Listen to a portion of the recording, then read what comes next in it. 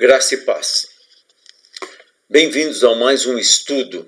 Vamos nós para a nossa aula de número 5 desse curso de Teologia.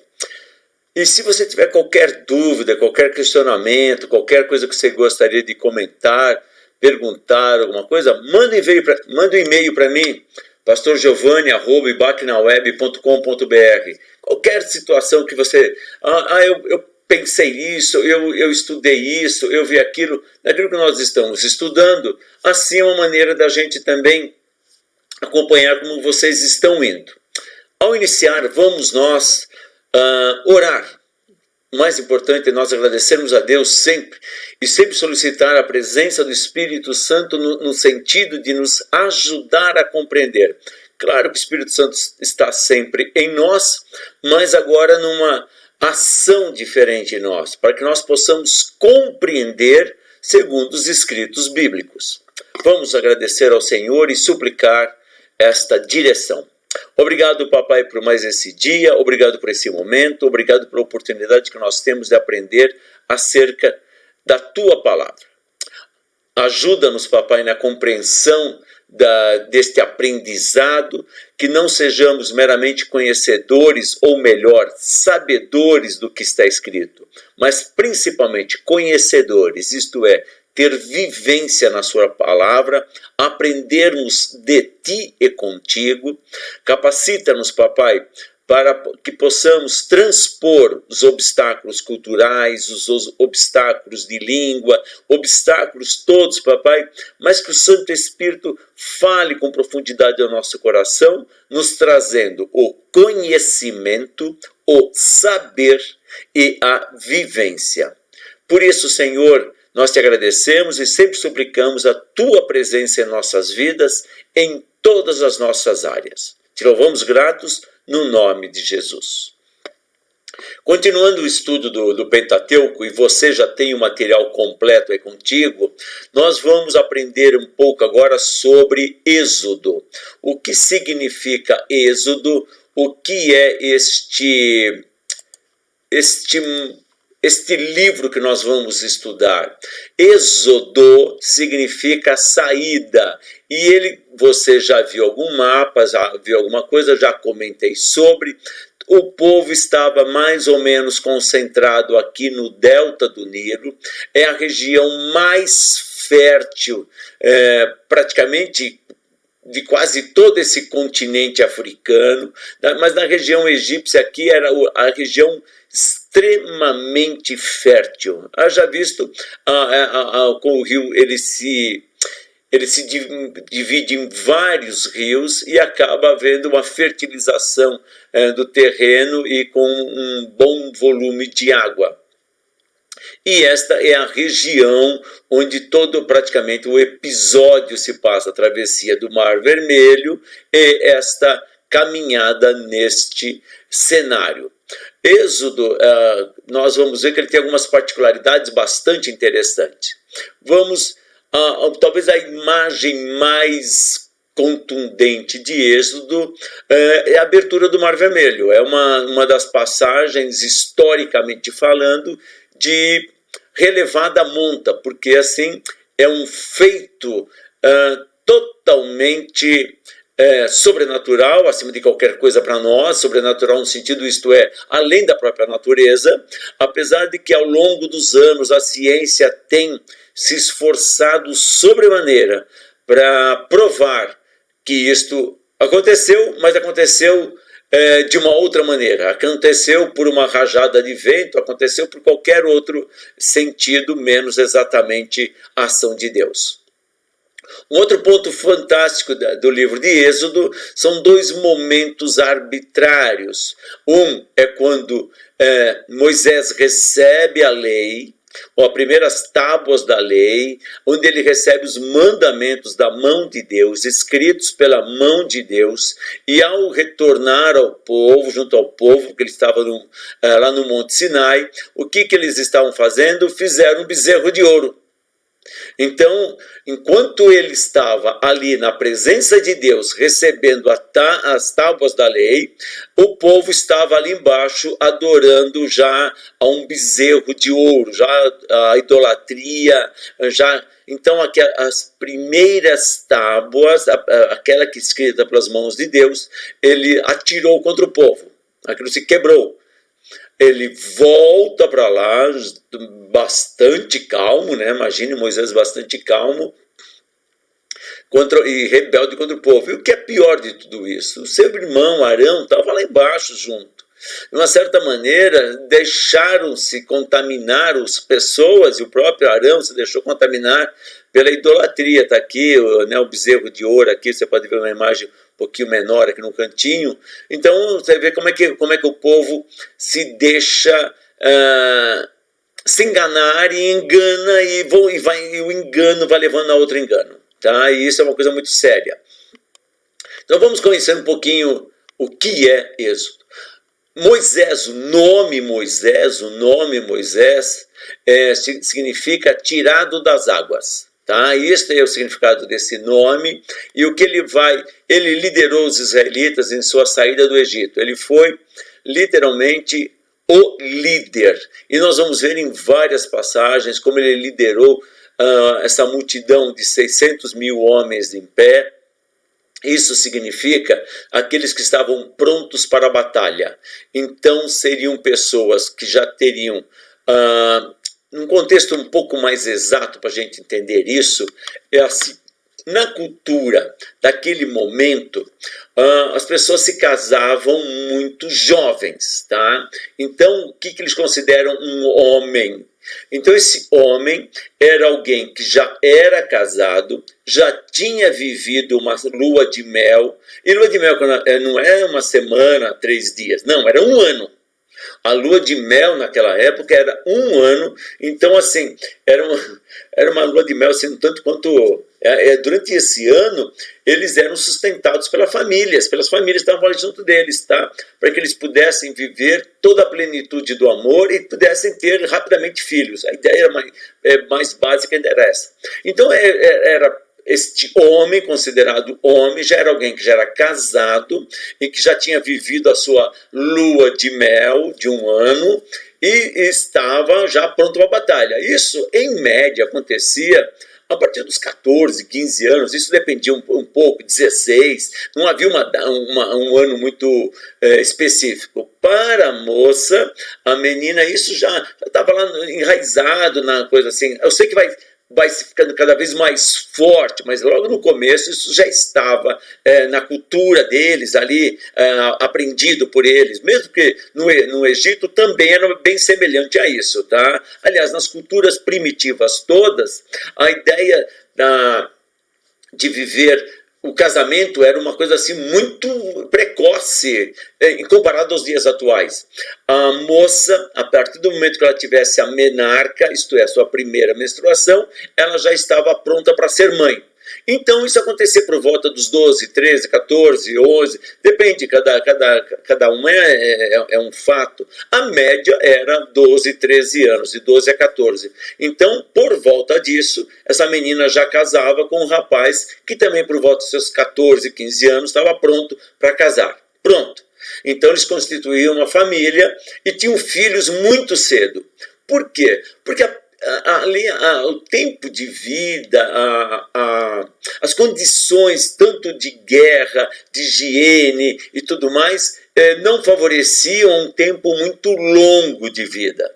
Eu sei que alguns personagens tiveram um tempo longo de vida, eu sei disso. Mas, no geral, no contexto do povo, nós vamos ver que o próprio Senhor, no deserto, ele dá até instruções sobre higiene. Haja visto, porque aquilo era... Imagine. Então, a situação, né? Então, quando a gente vai olhar para isso, nós vamos ver assim, o que são esses 600 mil homens de pé? São pessoas prontas para a guerra. E quando a gente olha isso, então, quem ele tem por trás? No mínimo, ele tem uma esposa. No mínimo. A idade do ancião aí, eu vou falar assim, depois de uma certa idade, aí não tinha uma data muito... Ele teria que ter condições de batalhar, condições de lutar, condições de uma plena ideia de guerra. Ponto. Claro, então assim, um idoso, dependendo do que era idoso naquele momento, ele não estaria na guerra. Então, esses 600 mil, ele tinha uma família no mínimo. Então, 2, 3 pessoas no mínimo ligado a eles. Então você vai somando tudo isso e outras famílias muito maiores, irmãos, né, que você está na guerra, mas tem aquela renca de irmãozinhos ali, tudo atrás de você. Então, nós vamos ver que haviam lá mais ou menos uns 2,5 milhões de pessoas. Tá? Então não é um número pequeno, é um número significativo. 2,5 milhões de pessoas em que saíram do Egito, que atravessaram o Mar Vermelho e que estavam no deserto. Por isso que é uma empreitada gigantesca essa saída de lá. Não é um grupo pequeno, 20 pessoas, não. Mas junto com esses 2,5 milhões de pessoas, considere seus animais, porque eles levaram embora seus animais. Lembra, eles faziam sacrifícios no deserto, no tabernáculo. Então, eles saíram sim com animais. Então, imagine a quantidade de seres vivos que estavam ali nessa aglomeração em movimento. Imagina. Mas vamos nós. A autoria mosaica ela é apresentada em várias evidências internas. Eu mesmo comentei já com vocês, o eu mesmo aqui foi um pleonasmo meramente reforçativo, né? Vou falar assim. Eu comentei com vocês acerca da autoria quando ela é evidência interna, quando ela é evidência externa. A evidência interna está no próprio texto. Então aqui as passagens. Ele recebeu toda uma revelação de Deus. Parte daquilo que Deus foi falando com ele e parte daquilo que ele foi escrevendo mediante dia a dia daquilo que ia acontecendo. O que é essa revelação? Aquilo que ele deveria fazer, as ordens que ele deveria cumprir, tá? E os eventos ali relatados na sua vivência diária. Qual a data? Toda vez que eu falo em data, lembrem-se disso, tá? Não é nada preciso. É um ponto que a gente tem um cálculo mais ou menos. Agora, falar em data precisa não dá para se falar, como já nós vimos, contextos culturais, contextos de informação também totalmente diferentes, tá? Por volta de 1400 a.C., então um pouquinho antes. Moisés morre por aí, então um pouquinho antes. Também são datas presumíveis, tá bom? Nós encontramos isso mais ou menos uns 40 anos antes. Moisés morreu em 1400, por volta do ano 1390, por aí,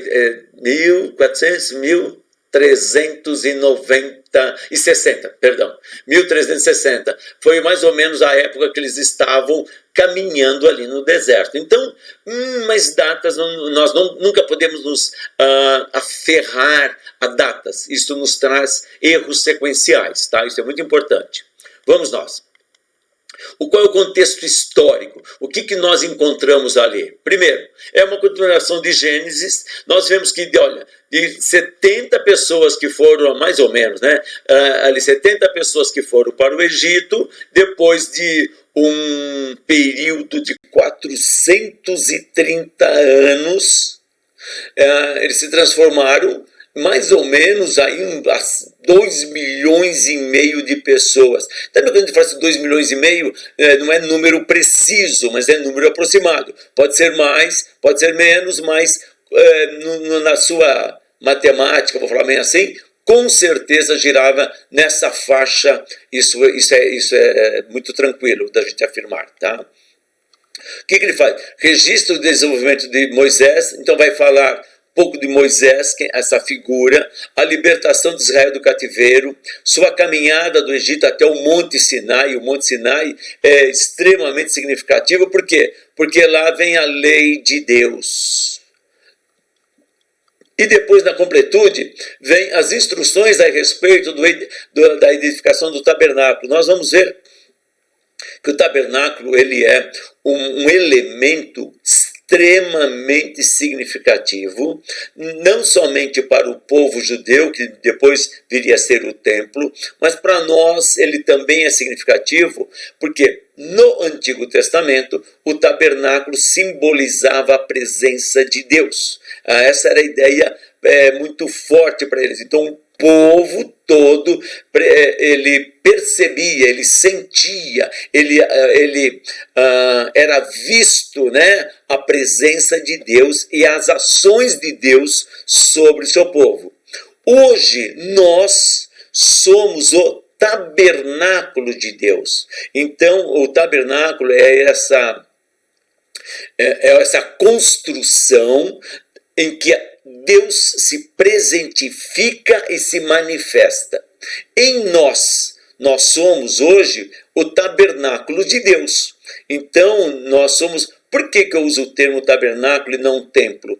E talvez meramente construtivo. Eu prefiro o tabernáculo porque é aquela construção feita no meio de uma situação difícil. Eles estavam no deserto, eles estavam numa condição difícil, eles estavam cercados de inimigos, porque aquele povo em marcha era um povo extremamente vulnerável. Isso é uma verdade. Então, naquela época, assim, guerras, domínio, eles tinham muitos animais, eles tinham uma riqueza junto, porque eles levaram muito ouro, muita prata, muita coisa eles levaram lá, trouxeram do Egito para esse deserto. Então eles eram alguém que eram vistos por outras nações como presas fáceis, olhando-se humanamente falando. Então o tabernáculo, sendo a presença de Deus no meio deles, dava uma segurança diante de tudo isto. E hoje nós somos envolvidos num mundo em que tenta nos tragar de todos os meios, mas nós temos uma segurança em nós. Deus, ele tabernacula em nós. Então, por isso que eu prefiro usar o termo tabernáculo. Não está errado usar que nós somos templo de Deus. Não tem nada. É meramente uma questão de compreensão ou questão de colocação, tá? Eu prefiro o tabernáculo pela situação toda que eles estavam vivendo e comparando com os momentos atuais e como sempre foi durante a vida humana, né? Vamos falar bem assim. Como é que nós vamos? Então o livro termina com o quê? Com a construção do tabernáculo como um lugar da habitação de Deus, tá vendo? Então assim, nós... um lugar, tá? Porque não é o lugar. Por que não é o lugar? Porque Deus não pode ficar limitado a um só lugar. Se eu colocar o lugar, então ele só pode habitar ali. Então não. Então quando a gente coloca um lugar, é uma possível. Então ele está lá, ele está em outro lugar, ele está em outro. Então por isso que é bem diferente. Já pensou se você fosse vamos por assim, eu sou o único lugar que Deus habita. Aí acabou, e cadê todo mundo, entendeu? Então, por isso, sempre um cuidado. Parece simples isso, mas isso pode definir teologias, tá? Isso é muito sério. Isso define teologias, tá? Mas vamos nós, não é o nosso momento desse estudo agora. Vamos nós. Vamos conhecer um pouco mais deste livro que ele tem, qual o conteúdo dele. Eu posso dividir esse livro em 3 secções, ou então em 3 sessões. Primeiro, a libertação de Israel. Quando eu falo Israel, esse povo, né, todo que está aqui. A jornada até o Sinai e as revelações junto ao Sinai.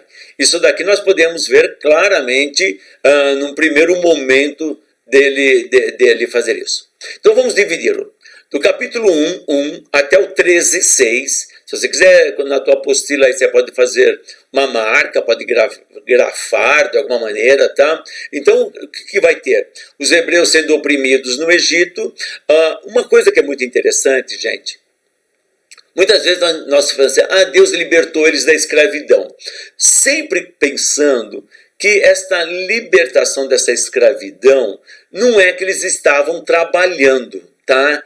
Porque o trabalho, quem determinou o trabalho foi Deus, tá bom? Então, se você ler Gênesis, vai estar claro quando Deus fala lá no Éden, quando ele manda Adão cuidar do jardim, ali está implícito um trabalho, não era para ele ficar debaixo de um coqueiro lá esperando que os frutos caíssem do céu. Não, ele mordomia, o termo que está lá é para ele fosse um dispenseiro, um cuidador. Então ele tinha que ele já trabalhava. Se alguém acha que lá no Éden não se trabalhava, então precisa ler com um pouco mais de atenção. Por quê? Porque lá ele cuidava do jardim. Então, se cuidava, trabalhava. Então, não era um esforço sobre-humano, não exigia dele o que foi feito pós-pecado. Aí, no pós-pecado, há uma imposição de Deus em que ele diz assim: do suor do teu rosto você vai ter o teu pão. Mais ou menos isso parafraseado. Tá? Então é bem diferente. Lá no Éden ele trabalhava, mas não havia um sacrifício para que ele pudesse ter o seu sustento. Pós-pecado, então ele já exige-se a necessidade de um sacrifício para eu ter meu pão. Isto é, um trabalho, e esse trabalho ele não é tão simples. Lá no Éden era tudo tranquilo. Aqui haverá espinhos, aqui haverá cardos, aqui haverá dificuldades. Tá? Então, quando eles estavam lá escravos, é mais uma escravidão moral, uma escravidão teológica, uma escravidão em que eles estavam submetidos a uma divindade que não fosse Deus.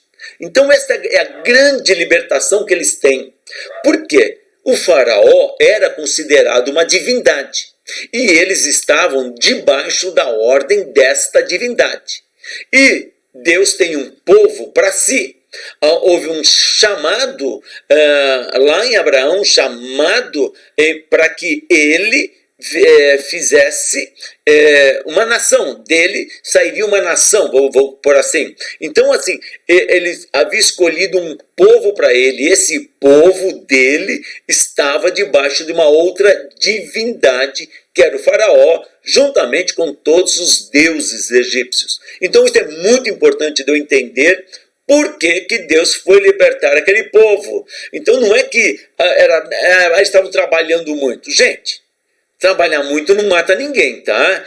Mas trabalho escravo era pesado, tá? Concordo, gênero, número e grau, o trabalho era pesado. Mas a grande libertação não é do trabalho, e sim da opressão de valores, a opressão religiosa, no seu sentido, não vou pôr religiosa, vou pôr teológica. O teós, o Deus, era uma divindade humana, um faraó, e Deus tinha para si um povo, e ele queria esse povo sob o seu cuidado.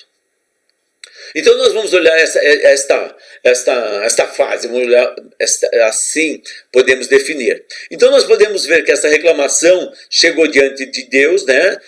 Deus ouviu o seu clamor e acompanhou. Quando ele acompanhou, isto é, Deus esteve lado a lado com Moisés, tá? Não é que ele estava do ladinho ali, não, acompanhou no sentido de estar, ele é aquele que dava a ordem, era aquele que agia, era aquele que nas 10 pragas, ele combateu 10 deuses egípcios, tanto é que no começo você vai lembrar que os magos do Egito, eles quase que de igual para igual, eles combatiam os feitos de Deus, eles de uma maneira assim, eles replicavam ou eles combatiam aqueles feitos. Mas aí Deus permitia isso para quê? Para que eles se achassem que eles podiam fazer alguma coisa. Então Deus ia elevando o nível de combate. Então há uma luta entre as divindades do Egito versus Deus. Por isso que Deus vai destruir nas suas ações esses 10 deuses egípcios. E isso para eles foi extremamente forte. Por isso que eles se sentiram derrotados. Um conceito muito importante. Neste momento, ou então basicamente em toda a antiguidade, sempre os combates eram entre deuses. Por quê? Todos os povos tinham as suas divindades. E quando um povo ganhava, significava que o Deus daquele povo era mais forte. Então ele vencia sobre a divindade do outro povo. E isso acontecia no campo geral. Todas as batalhas que nós vamos ver na história antiga, e não vou falar só a Bíblia, na história antiga, sempre elas tinham um cunho também religioso junto. Então não era só uma nação mais forte que a outra. Esta nação que vencia, o Deus dela vencia. E esse Deus vencedor submetia aquele Deus perdedor a ser submisso a ele. E isso era muito forte, a compreensão deles naquela época disso era algo muito forte. Por isso que o faraó ele fica muito titubeando, ele vai e volta, Deus endureceu o coração, é uma maneira de dizer assim, Deus venceu o seu Deus e ele fica ali naquela batalha, naquela luta. Não é que Deus vai lá e endurece o coração dele para mostrar, eu sou mais forte, não. Ao vencer o Deus dele, ele se considerava uma divindade, e ao vencer o Deus dele, Deus se mostrava mais forte, e aquilo deixava o outro mais enraivecido, mais duro com aquilo, até o ponto de ser abalado fortemente com a perda do seu filho, o faraó, mas depois ele volta atrás. Então ele havia nele um coração de guerra, tá? Então por isso que ele vai atrás do povo depois, e na abertura do mar o povo passa, mas o exército do faraó fica ali, sucumbe quando o mar se fecha novamente. Isso é muito importante entender, porque a gente fala assim, nossa, que coisa ruim, Deus endurece o coração. Não, eu preciso entender como que aquilo aconteceu, tá? Vamos nós. A libertação não aconteceu de forma instantânea, lembra? Foi um processo, 10 pragas, duas coisas importantes, superioridade de Deus, tá? Acabei de explicar, e trouxeram a liberdade. Tá? Isso é muito importante. Tá? Deus mostrou, e vocês vão lendo a Bíblia e vocês vão vendo que o que eles temiam? O Deus deles. Os povos temiam o Deus dessa nação que percorria o deserto. Essa nação que percorreu o deserto, a história deles era espalhada em outros povos. Então havia um temor a esse Deus, tá? Nós vamos ver que mais tarde, né, quando vem os cativeiros, né, nós vamos ver assim como que isso aí também se mostrava forte com os deuses, e como que mesmo reis de outras nações tinham, o próprio Nabucodonosor, ele tinha um certo... ele queria atacar depois, né, quando ele conheceu um pouco mais a Deus, quando ele viu os feitos de Deus no meio do seu povo, e seu povo foi permissão de Deus que Nabucodonosor vencesse, ele vai vendo algumas coisas, as ações de Deus. Então isso é muito gostoso, mas eu preciso entender desde Êxodo tudo isso, tá? O que era essa escravidão e o que era esta batalha de Deus com as pragas ou os 10 combates. E o que era endurecer o coração do faraó, tá? O coração do faraó, isto é, ele perdia a batalha e aquilo o deixava mais zangado, chateado, nervoso e etc. Vamos nós. A segunda parte desse estudo. A jornada milagrosa até o Sinai, como tudo foi acontecendo. Então olha só, olha os eventos desta jornada tão especial. Primeiro, os hebreus testemunharam o poder de Deus. Eles viram Deus agindo de uma maneira clara, direta e objetiva. É por isso que aquele povo padeceu, os que saíram do Egito, padeceram no deserto. É por isso, eles viram tudo, eles viram o combate de Deus com os 10 deuses do Egito. Tudo isso estava a olhos vistos, a olhos claros, a olhos evidentes. Eles estavam presenciais ali, vendo tudo isso acontecer. Outra coisa, eles experimentaram de forma direta, não foi nem indireta, de forma direta, o cuidado de Deus. Lembram? A abertura do mar, as águas de mar, aquelas águas amargas, que jogam uma madeira lá dentro, elas ficam águas potável, água bebível. E aí vem uma coisa importante, considere isto, sempre considere isso, que eu tinha mais ou menos 2 milhões e meio de pessoas, mais ou menos, para nós que estamos aqui em São Paulo, a cidade de Campinas e a cidade de Guarulhos, as duas juntas, tá? Para ter uma ideia do volume de pessoas que estavam ali juntas. Junte a isso o número de animais. Então imagine que esta água, esta fonte, e algumas passagens em que Deus fala para Moisés tocar, né, ou então falar para a pedra para que haja água. Imagine o volume de água, imagine como isso é. Não é 10 pessoas que vão lá beber um potinho, não. Eu tenho um número extremamente considerável. Junte-se a isso a provisão que vinha, o maná, aquele elemento que caía dos céus, que eles colhiam para aquele dia e eles se alimentavam daquilo. E maná significa que é isto. Até hoje, não se sabe exatamente o que é o maná. Uma das explicações científicas dadas há um tempo atrás foi o seguinte: na região, no entorno, vou falar bem assim, dessa área desértica, umas palmeiras, tá? Então são essas árvores, e muitas delas são tamareiras, né, que dão as tâmaras, que são uma espécie de uma palmeira, em que o vento, juntamente com a areia do deserto, bate nelas, fere a casca delas, elas soltam um pouco dessa seiva, que é uma seiva adocicada, e essa seiva é levada para o deserto. Se for isso, o milagre de Deus está em fazer chegar na pessoa, lá naquele monte de pessoas, naqueles 2 milhões e meio de pessoas, e sustentá-los só com isso. Então, quando a gente fala assim, tá vendo, a ciência explica? Explica, pode ser. Eu posso até acreditar nisso, para mim não há problema nenhum, mas continua sendo o milagre de Deus em direcionar o vento, em quem criou a palmeira, em quem criou o vento, em quem que preparou o deserto, e quem que direcionou o vento para chegar até eles. Tudo isso daí, então, para mim não muda nada a ação de Deus. Então nós vemos essa coisa. Mas se vocês vão lembrar também que eles eram extremamente ingratos.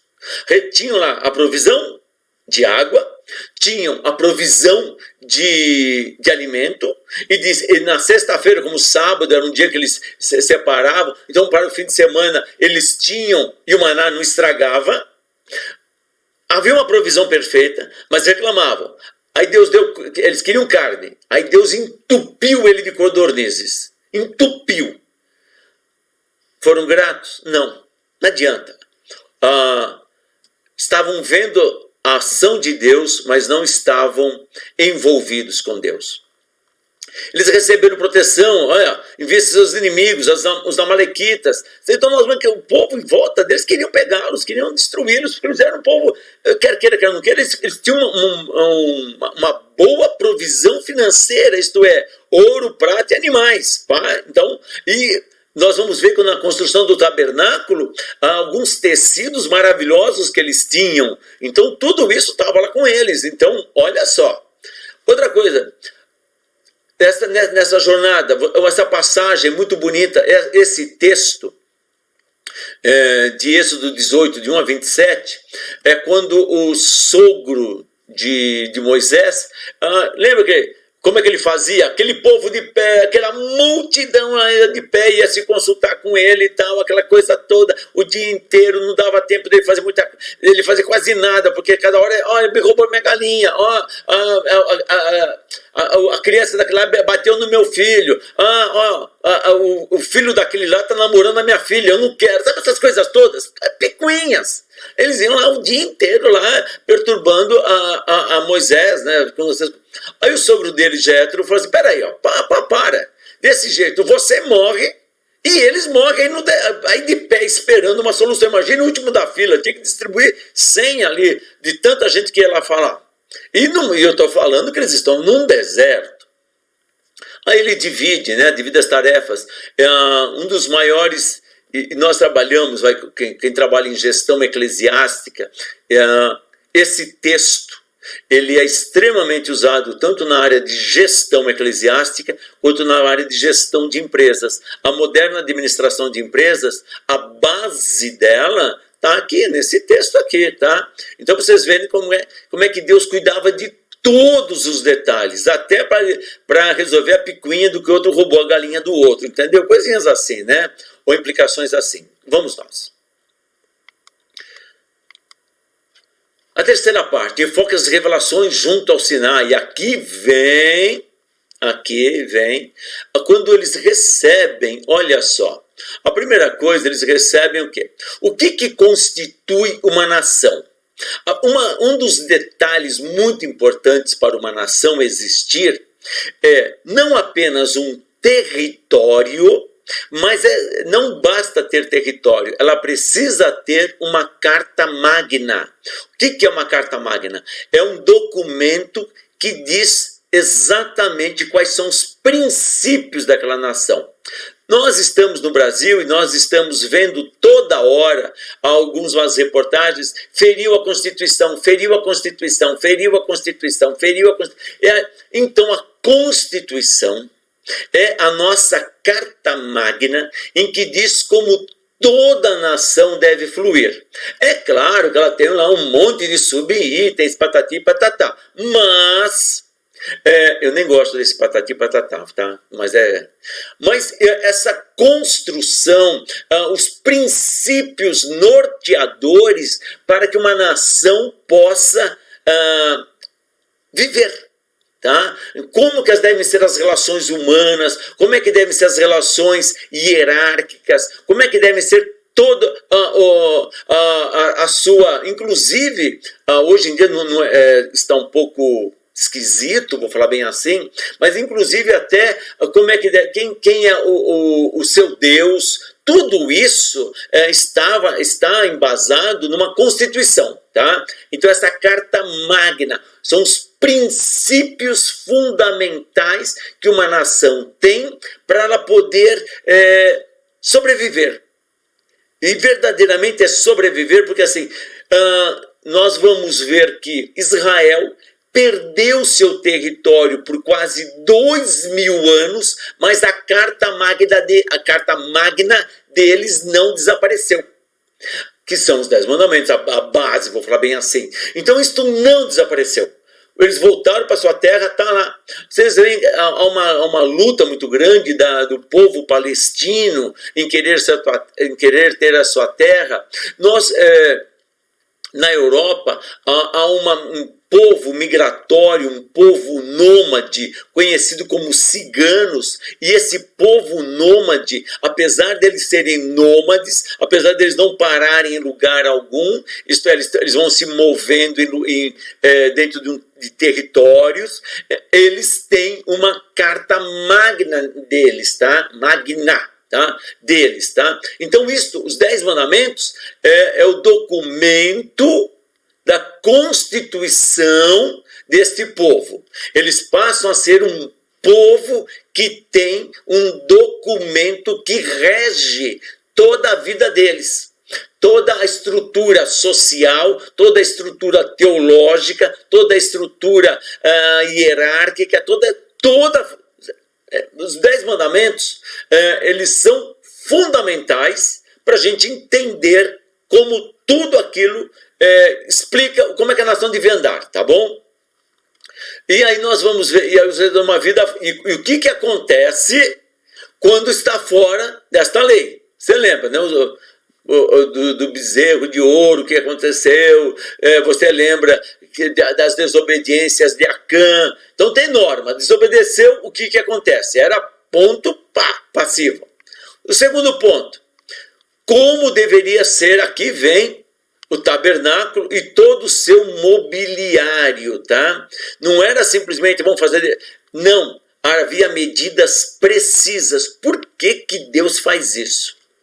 Porque Ele quer ver se você é obediente. Se Ele manda fazer uma peça que mede 10 metros e 23, por que você quer fazer 10 e 24? Porque você acha que vai ficar melhor? O que Deus está testando não é, se ele é perfeito na construção do universo, primeira coisa, se ele te disse 10 e 23, acredite, aquela é a melhor medida possível e imaginável para aquilo. Ponto. Mas isso daí não é o que Deus quer. Deus não quer mostrar que ele sabe de matemática, ele sabe de engenharia civil, ele sabe de arquitetura. Não, ele não quer mostrar isso. O que ele quer mostrar é que para que a gente possa mostrar ou trazer como resultado a nossa obediência. Isso que ele quer fazer. Se ele falou 10 e 23, faz com 10 e 23, é meramente um número qualquer, 10 e 23, porque é aquilo que ele quer. Então, ele quer ver se você obedece. 10 e 22 dá, 10 e 24 dá. Não, é 10 e 23. Foi assim que ele instituiu, foi assim que ele pediu para ser feito. E tanto é que vocês vão ver que as medidas do tabernáculo, elas são muito precisas, muito importantes, tá? Por quê? E eles obedeceram ao pé da letra, tanto as medidas do tabernáculo quanto todo o material que seria construído e o como seria construído, tá? Terceiro ponto, essa construção do tabernáculo todinho, do mobiliário e a presença de Deus após o encerramento da obra, como que era manifesto. Então agora você já vai ler isso daqui de uma maneira bem diferente. Vamos nós. Onde que nós vemos o Espírito Santo em ação no Antigo Testamento? Está aqui, primeiro, que o óleo é uma das representatividades simbólicas do Espírito Santo.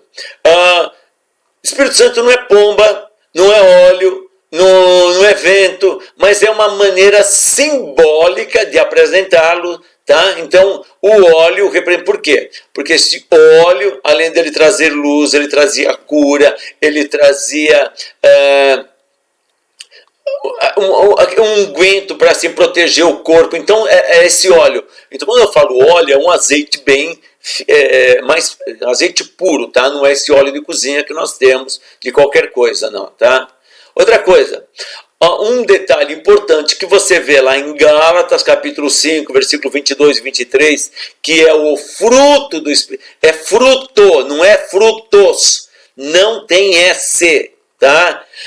Nós apresentamos frutos pelo Espírito Santo estar em nós. Nossos frutos, o que é? A nossa pregação, a nossa vivência, a nossa oração, o nosso aprendizado, a nossa comunhão. Isso são frutos da ação do Espírito Santo. Agora, aquilo que está escrito em Gálatas é fruto. Amor, paz, benignidade, bondade e domínio próprio, né? Todo aquilo é o fruto. E você vai encontrar algo que, quando Paulo escreve aqui, com certeza absoluta, é claro que inspirado pelo Espírito Santo, mas também ele era conhecedor da palavra. Em Êxodo 34, 6 e 7, eu encontro um paralelo. Deus nunca vai cobrar de você algo que ele não possa fazer. Vou repetir.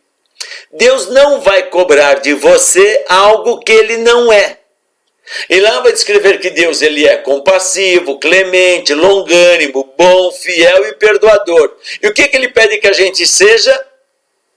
Então ele primeiro mostra, ele primeiro nos ensina, ele vivencia isto e ele pede para que nós simplesmente façamos igual. Então ele mostra o caminho. É por isso que Jesus diz que ele é o caminho, porque ele ele vive de maneira com que a palavra de Deus é, porque ele é a própria palavra, e ele nos mostra esse caminho.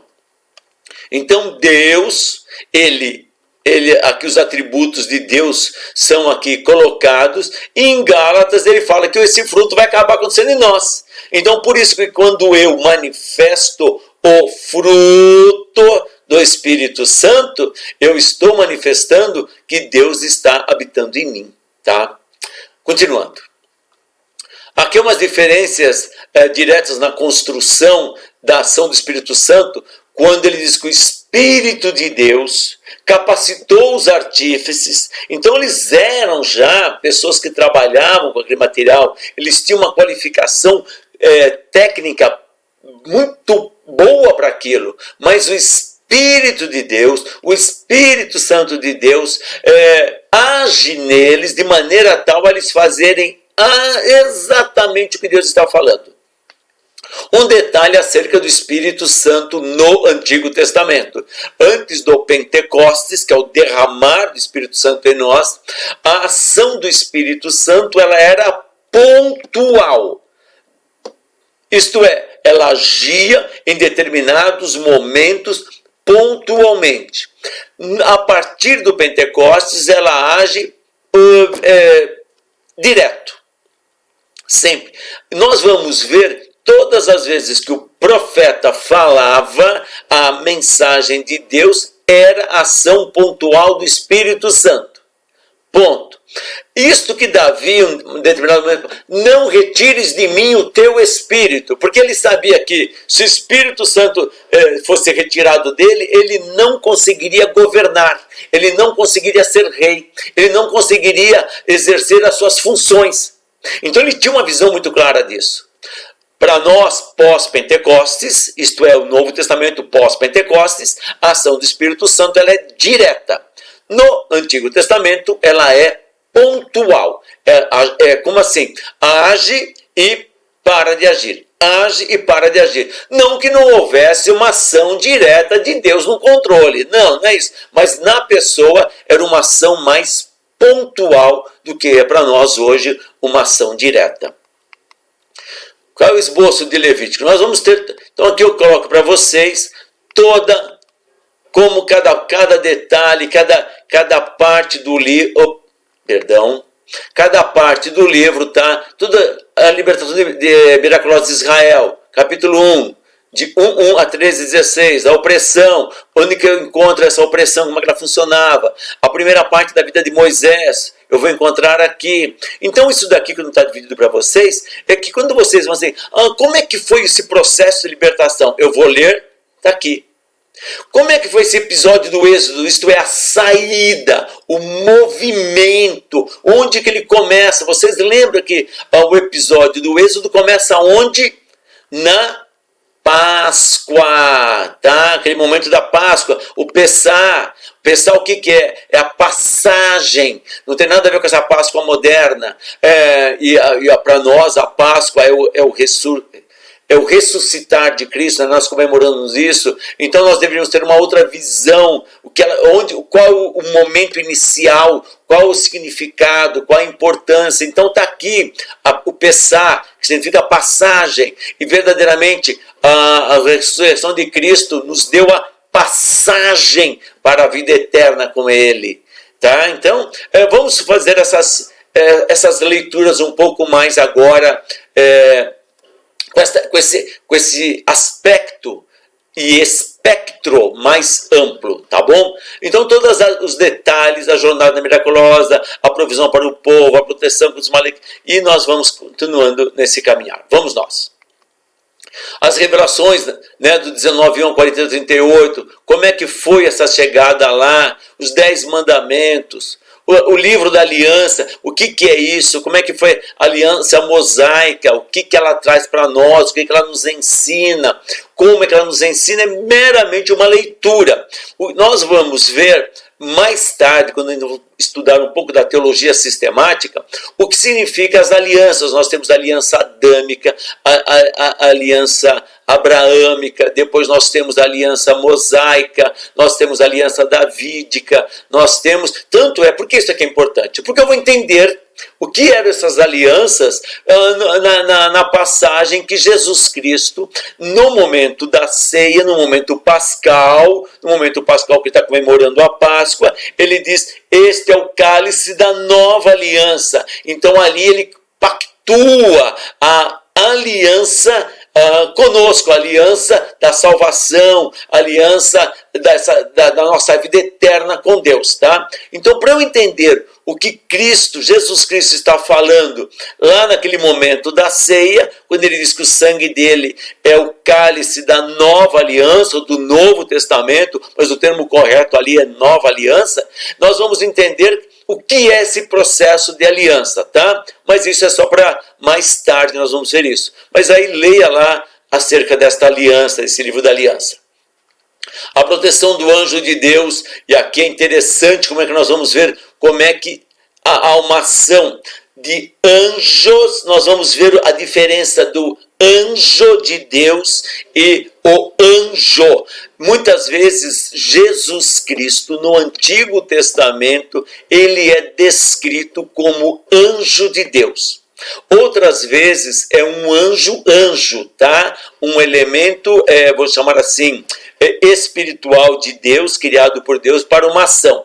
Qual a diferença do anjo de Deus, Jesus, e o anjo de Deus, um agente de Deus para uma determinada tarefa? Não é apenas a letra maiúscula ou a letra minúscula, porque algumas versões isso tem erros. Todas as vezes que o anjo de Deus receber adoração é Jesus Cristo. Todas as vezes que o anjo de Deus fizer uma ação e não permitir adoração, ele é meramente um ser celestial. Está claro isso? Então, anjo de Deus não é apenas letra maiúscula ou minúscula. Algumas versões já vêm assim, mas por isso que eu pus com a letra maiúscula, só para você pegar isso daí. Então, anjo de Deus recebeu adoração é Jesus Cristo.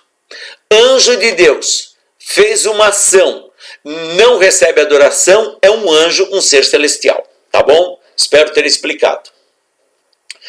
Aqui Israel confirma o concerto, então aqui esta aliança é um reforço daquilo que Deus havia prometido, daquilo que havia sido acertado, tá? E as orientações acerca do tabernáculo, todo o esboço, estou detalhando como é que cada parte... eu quero saber só sobre o bezerro, está aqui, pega o capítulo 32, do 1 ao 35. Depois, como é que foi feita a renovação? Está aqui, capítulo 33. É assim que a gente vai estudando, a gente vai dividindo por etapas nosso estudo. Então, eu quero ler tudo e aprender tudo uma vez só. Não dá.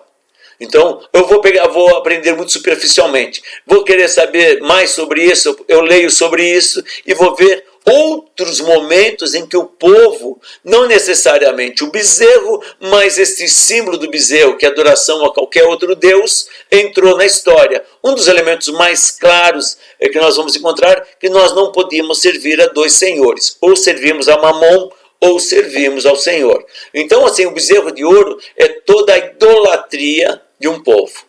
Vamos nós. A construção do tabernáculo, a glória do Senhor enche o tabernáculo. Então, olha como é que é bonitinho quando estuda desse jeito. Tudo detalhado. E com isso, espero que tenha recebido todo o livro de Êxodo. Vou entrar agora em Levítico. Eu vou fazer uma aula um pouco mais longa, você divide, você corta, mas eu vou fazê-la mais longa. Por quê? Hoje eu quero falar sobre Êxodo e Levítico, e na próxima nós veremos os dois últimos livros, tá? Então depois você procura saber qual que é. Já sabe? Ótimo, que beleza. Então vamos conhecer Levítico. Levítico, basicamente, é a lei. Então nós vamos ver que aqui, é todo o sistema sacrificial, todo o sistema de lei. Os 10 mandamentos, eles são como que subdivididos em tópicos, é que nem na Constituição. Nós temos o artigo, o parágrafo, o inciso, o não sei o quê, entende? Então é como se fosse subdividido para melhor funcionar tudo, tá? Então aqui uma pequena, meramente simbólico, né? Deus escrevendo nas pedras a lei. É claro que essas pedras não existem, foram quebradas, mas nós temos as outras em que foram escritas quando Moisés compila novamente os 10 mandamentos, aí já não é mais Deus que escreve. Nós vamos ver aqui como que era o tabernáculo, como é que era a disposição dele. Em Levítico é basicamente todo o sistema sacrificial. uma vez que existe um povo, uma vez que existe uma carta magna, uma vez que existe um Deus, uma vez que existe um lugar de adoração, então é necessário haver o sacrifício. Hoje, quem é o sacrifício? Cristo fez o perfeito sacrifício e nós nos apresentamos como um sacrifício vivo, santo e agradável ao nosso Deus. Vamos nós. Quem é o autor? Mais uma vez, nós vamos encontrar Moisés e é uma evidência aqui interna. Data, de novo, data por volta dos anos 1400 e pouco, sempre em torno disso. Ele varia um pouco para lá, um pouco para cá, e por isso que não dá para dar uma precisão em torno disso daqui. Todo sistema sacrificial, tá? E nós vamos ver todo o que é louvor. Aqui, esta ideia de louvor. Uma das coisas que nós precisamos entender bem claro, o que é louvor e o que é adoração. Louvor é gratidão a Deus por aquilo que Ele faz. Adoração é gratidão a Deus por quem Ele é. Então, todo sacrifício tinha por intuito aplicado ao louvor junto, isto é, gratidão a Deus por aquilo que Ele estava fazendo para o seu povo. Hoje a gente misturou louvor com aquelas músicas que a gente canta no início do culto. Tudo bem, foi uma adequação de termos, mas na realidade louvor é gratidão a Deus por aquilo que Ele faz e adoração por quem Ele é. Só que os dois estão juntos. Eu não tenho como separá-los. Um verdadeiro, tanto é que nós encontramos na própria Escritura esta afirmação, que o Senhor busca adoradores que o adorem em espírito e em verdade. Então o adorador é aquele que tem na sua prática o louvor. E volto a dizer, o louvor não é a pessoa cantar apenas, tá? Não é isso. É uma vida de adoração, é uma vida de comunhão com Deus. Vamos nós. Qual o contexto histórico que nós temos? Aqui, esta é a palavra-chave. Na tua apostila, grifa isso. Santidade à vida cotidiana. Não adianta ser santo só no culto de ceia. Não adianta. Não adianta ser santo só no dia que ia lá levar oferta de sacrifício. Não, tem que ter uma vida santa. Ou se tem uma vida santa ou não se tem. Então a ideia central era santidade ligada à vida cotidiana. O cerimonial do sacrifício e a obra dos sacerdotes, aqui eles são explicados com detalhes. Bem, o livro de Levítico é um livro muito detalhista. Ele tem muitos aspectos a serem visualizados, tá?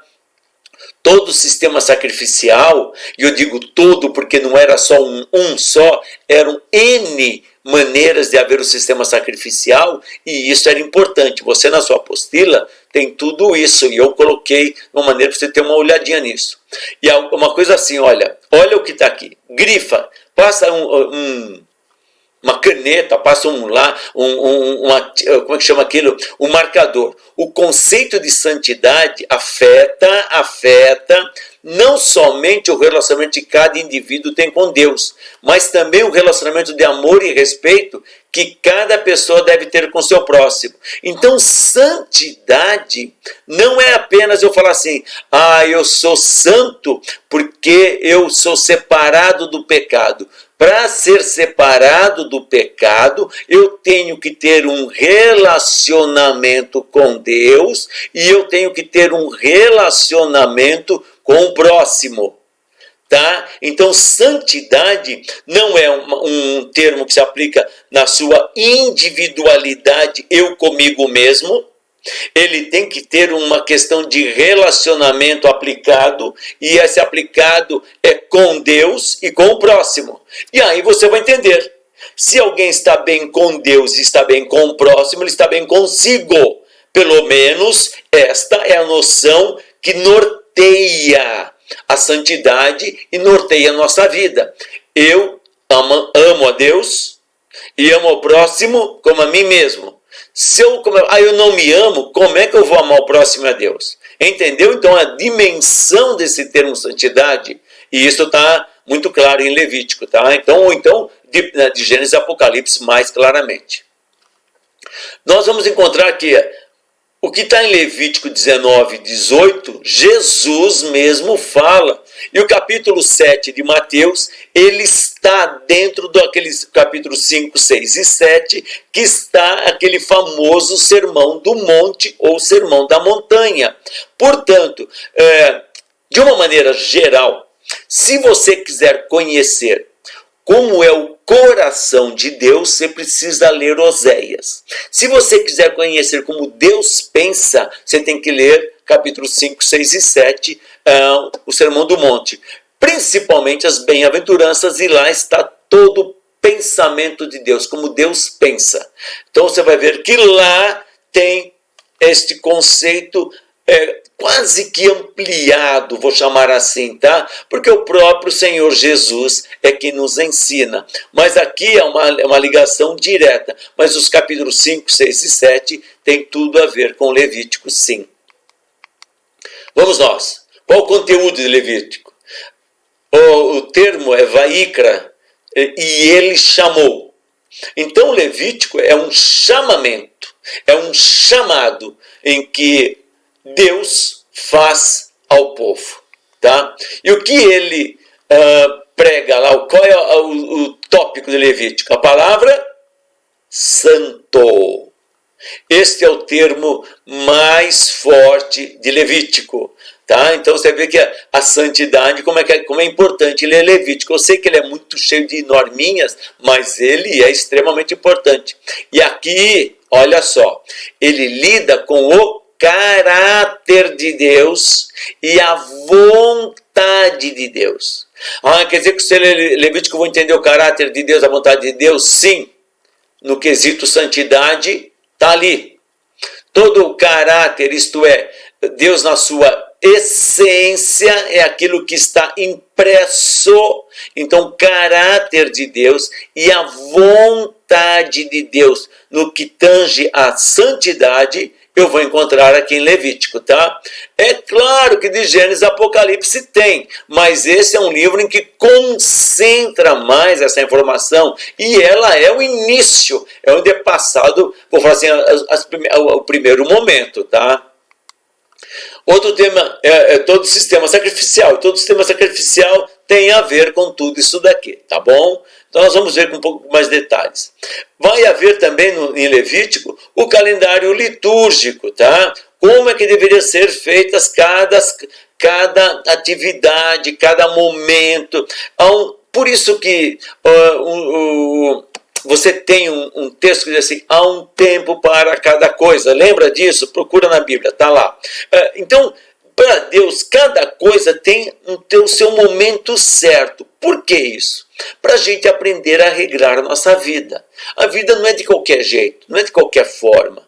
E isso era muito importante, porque isso também definiria mais tarde todo o calendário agrícola deles, todo o calendário agropastoril deles, tá? Quem é de fazenda, de sítios, sabe muito bem que tem época certa. Hoje em dia eu sei que tem todo insumos, irrigação artificial e tudo mais.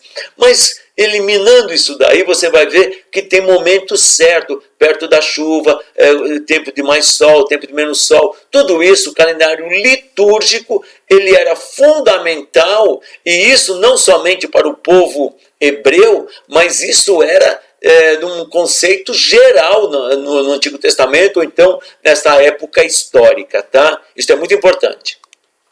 Vamos nós.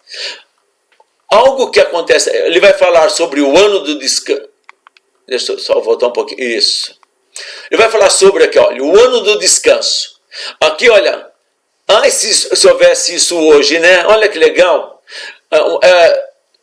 Escravos israelitas. Quando é que acontecia isso? Lembra da passagem da viúva e do azeite? Na passagem da viúva e do azeite, o que aquela mulher está preocupada? Que os filhos dela, o marido dela tem uma dívida e os filhos dela vão ser escravos. Eles são escravos dos próprios israelitas, tá? Não são levados escravos por outra nação, não. no meio deles, naquele momento, se eu ficava devendo para alguém e eu não tinha como pagar em dinheiro, eu pagava com o meu trabalho, eu me tornava escravo dele, tá? Então, havia um ano de descanso, então havia um ano em que, aí depois você lê ali como é que isso funcionava, em que era perdoado. A pessoa trabalhou X anos, aquele ano era o ano do perdão e ponto. A pessoa era liberta. A dívida estava paga. Ah, meu Deus, como isso seria bom nos dias de hoje. Tem um montão de gente que diz glória a Deus, aleluia, né? Verdade, a dívida era quitada. E ao ano do jubileu, aí depois você vê de quanto em quanto tempo, tá? Eu não vou falar aqui porque você vai ler e é bom você ler. O ano do jubileu também se refere ao quê? A terra. Olha só, havia um período, eu pus aqui para vocês, olha que bonzinho que eu fui. A cada 49 anos de você tirar da terra, a produção da terra, havia o 50º ano, não se plantava. Então se preparava para se ter condições para que naquele ano, no 50º ano, não houvesse fome. Então isso também, por quê? Isso restabelecia a terra, aquilo que, vou falar assim, a perfeita adubação da terra, a perfeita... a terra, as plantas, elas vão tirando nutrientes da terra. Então ali é como se houvesse um restauro da terra. Por isso que nos dias atuais se usa tanto insumo agrícola, tanto produto químico para corrigir a terra, para a terra produzir cada vez mais, para que haja eliminação de pragas. Então naquela época não tinha tudo isso. Então havia esse descanso para que a terra pudesse se renovar para a continuidade dos plantios, tá bom? Então olha os cuidados de Deus. Então tinha um ano de descanso, emancipação dos escravos e das pessoas endividadas, escravos israelitas, tá? E o ano do jubileu, que é esse ano da parada da terra. Vamos nós. Qual é o esboço? Toda a descrição do sistema sacrificial, os holocaustos, o que é holocausto? Tudo é oferta, todas as ofertas são holocaustos? Não é bem assim. Tem ofertas de manjares, o sacrifício de paz e das graças dos favores recebidos, a expiação do pecado, o sacrifício pelo sacrilégio. Eu cometi um sacrilégio, eu cometi um ato falho, uma agressão, alguma coisa contra Deus. Então, aqui está toda essa parte. Outras instruções acerca de todo o sistema sacrificial. Olha como é que ele é longo. Ele é um estudo muito profundo disso daqui. Por quê? Porque o Levítico vai tratar basicamente de todo esse sistema. O que era o holocausto? O que me interessa é essa palavra. Primeiro, altar era o lugar onde se ofereciam sacrifícios. E o animal fosse doméstico. Por que tinha que ser um animal doméstico? Porque se ele fosse buscar um animal do campo, ele não estava perdendo nada. Ele ia lá no mato, pegava uma capivara, um porco do mato, um bode do mato, alguma coisa do mato, ele levava lá e sacrificava. Ele não perdeu nada. Não, tinha que ser um animal dele, em que ele sentisse que era alguma coisa dele que estava sendo dada. Por isso que esse animal doméstico, isso não é que era um cachorrinho, um gatinho, não. Era um animal que fosse pertencente a eles, estava junto com eles. Então, era um animal que estava junto. Por isso que chama doméstico, porque a ideia de casa, aí um pouquinho mais abrangente, é todo o terreno que ele está ocupando, tá? Todo o espaço que aqueles animais estão envolvidos com a família, tá? Então isso tinha essa ideia muito... O que se oferecia? Carneiro, touro, bode, olha só. E aí os pobrezinhos, havia pobre naquela época, tá? Pombinhos, rolinhas, tá? É bem isso. Então aqui era dele, um carneiro. Então era um carneiro dele, um touro dele, um bode dele. Então era alguma coisa que ele tinha que se desprender daquilo. O maior ato, por isso que depois virou meramente, compra umas rolinhas, pega um carneirinho, leva lá e acabou. Não. tinha que ter esta ligação. E isso foi se perdendo, por isso que Cristo acaba com esse sistema todo aí. Tá? Cristo, a ideia era uma. Se você ler Isaías capítulo 1 até o versículo mais ou menos 18, mas principalmente do 1 ao 10, você vai ver como que Deus se sente em relação a essas ofertas que eles faziam de qualquer jeito, de qualquer maneira. Pega o animal, leva lá e acabou. Não, isso é abominação perante o Senhor, tá? Aqui, olha só a ideia. Cada ofertante se identificava com a sua oferta. Ela iria substituí-lo. Está aqui. Se eu não entender isso, eu não vou entender Jesus Cristo morrendo no meu lugar. O sacrifício vicário de Jesus. Ele tinha que se identificar com a sua oferta. Não era leva lá o bichinho e pronto. Não, era algo que estava como se fosse dele sendo colocado ali. E isso é muito importante, tá? Por isso que nós somos um sacrifício vivo, santo e agradável a Deus. Vamos nós. Uma característica muito importante.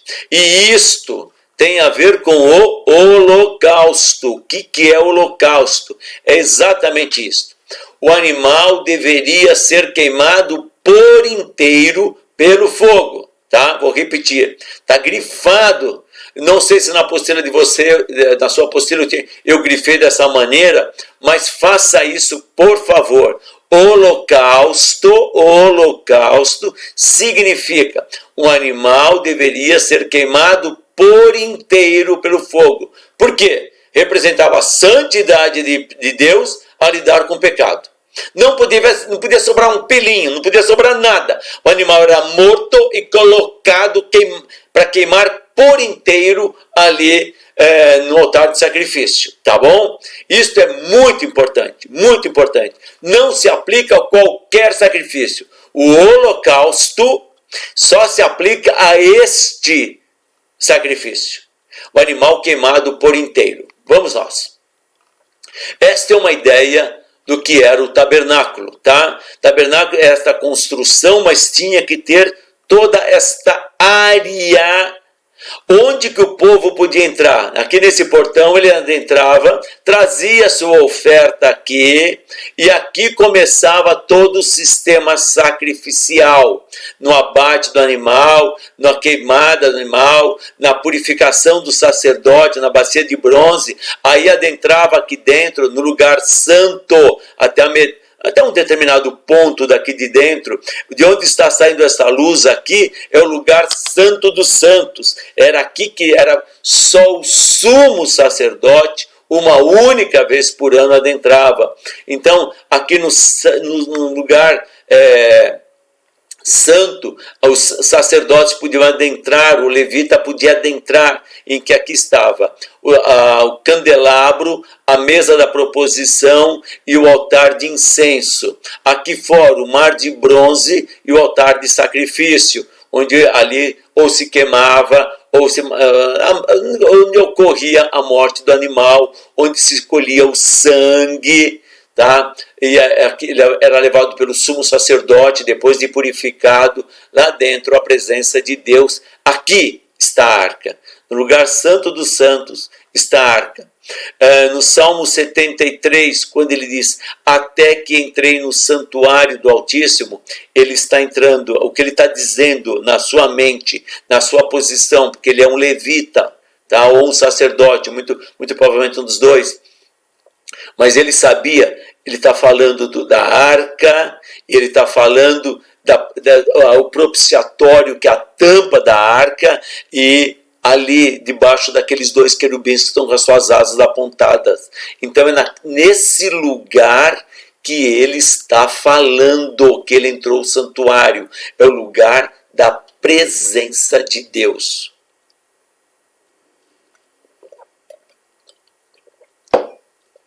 Mas está cedinha.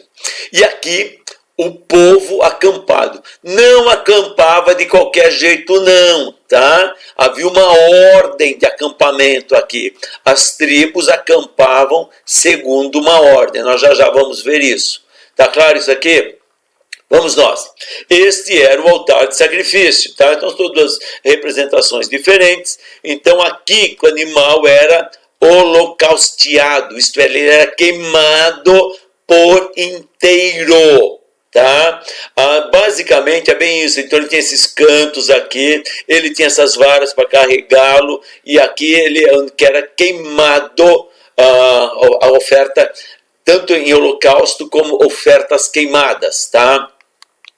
Vamos nós, oferta queimada. Então aqui o que acontecia? Era confissão, olha aí, ó, confissão e removido o pecado o quê? Pela imposição de mãos, para identificar-se com o animal. O sangue do animal era aspergido sobre o altar. Então o sumo sacerdote, uma vez por ano, pegava um animal. Então aquele animal que pagava com a sua vida, o sangue dele era levado lá diante do altar, em cima da tampa do propiciatório, era aspergido ali em cima da tampa, tá? Mas devia haver o quê? Confissão. Sem confissão, eu estou falando do Antigo Testamento, estou falando lá em Levítico, tá? Sem confissão não há remissão do pecado. Oferta de manjares ou cereais, qual que era a ideia dela? Gratidão a Deus. Sou grato. Bom, grato. E por gratidão, o que eu vou fazer? Podia usar flor de farinha, a flor da farinha, tá? Não era no trigo, havia a flor, a parte mais boa, a parte melhor. Era essa parte melhor que era oferecida como gratidão a Deus. Incenso aromático representava as fragrâncias da vida, a ausência de fermento, porque quando se fazia esse pão, né, ele não tinha fermento, porque ele não levedava, esse pão não crescia. O que o fermento faz? Ele faz crescer a massa. Tirando o fermento, então não cresce. Da mesma maneira em nós, tirando o pecado, ele não se espalha, ele não cresce em nós. É claro que é simbólico, mas nós somos pecadores. Mas essa ausência de fermento simbolizava que o pecado não podia crescer dentro da pessoa.